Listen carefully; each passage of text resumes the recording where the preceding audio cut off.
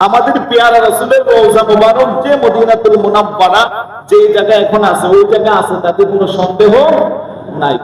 আরে ভাই, এমনিতেই তো রাসূল পাকের হাদিস আছে, কুনতু নাহাইতুক মান জিয়ারাতুল কুবুর আলআন আলা ফাজুরুহা ফাইন্নাহা তুযাক্কিরুল আখিরা ফাইন্নাহা তুযাক্কিরুল মাউত।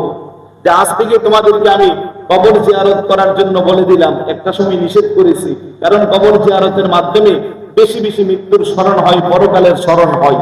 এমনিতেই সাধারণ কবর জিয়ারত করা রাসূল পাকের সুন্নাত, এই জন্য আমরা ওলি আল্লাহদের মাজার জিয়ারত করি।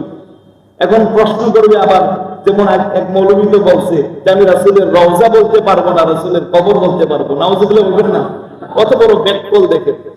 আরে কবর তো সচরাচর সবগুলাই কবর, যেটা কবর এটাই তো মাজার, এটাই তো রওজা।